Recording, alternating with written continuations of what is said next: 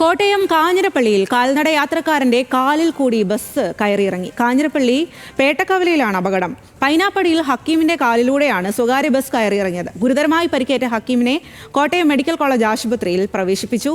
വിവരങ്ങളുമായി ബിനിൽ ലീല സാബു ആണ് ചേരുന്നത്.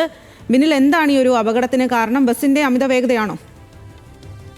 പോലീസ് അക്കാര്യം പരിശോധിക്കുന്നുണ്ട്. അമിത വേഗതയാണോ അശ്രദ്ധയാണോ കാര്യം CCTV ദൃശ്യങ്ങളടക്കം പരിശോധിച്ചാൽ മാത്രമേ അക്കാര്യം വ്യക്തമാവുകയുള്ളൂ. പ്രദേശത്തുണ്ടായിരുന്ന ആളുകളുടെ മൊഴിയും പോലീസ് രേഖപ്പെടുത്തും. എന്തായാലും ഈ ബസ് പോലീസ് കസ്റ്റഡിയിൽ എടുത്തിട്ടുണ്ട്. ഈരാറ്റുപേട്ട കാഞ്ഞിരപ്പള്ളി റൂട്ടിലോടുന്ന റോബിൻ എന്ന ബസ്സാണ് ഈ അപകടം ഉണ്ടാക്കിയത്. കാഞ്ഞിരപ്പള്ളി പേട്ടക്കവലിൽ വെച്ചാണ് അപകടം ഉണ്ടായത്. റോഡ് മുറിച്ചു കടന്ന ഹക്കീമിന്റെ കാലിലൂടെ ഈ വാഹനത്തിന്റെ ടയർ കയറി ഇറങ്ങുകയായിരുന്നു. കാലിന് ഗുരുതരമായി തന്നെ പരിക്കുണ്ട്. ആദ്യം കാഞ്ഞിരപ്പള്ളി ജനറൽ ആശുപത്രിയിലാണ് ഹക്കീമിനെ പ്രവേശിപ്പിച്ചത്. പക്ഷേ പരിക്ക് ഗുരുതരമായതിനാൽ കോട്ടയം മെഡിക്കൽ കോളേജിലേക്ക് മാറ്റി സർജറി വേണ്ടി വരുമെന്നാണ് നമുക്ക് ഇപ്പോൾ ആശുപത്രിയിൽ നിന്നും അറിയാൻ കഴിയുന്ന ഒരു വിവരം. എന്തായാലും പോലീസ് CCTV ദൃശ്യങ്ങൾ പരിശോധിക്കുന്നുണ്ട്.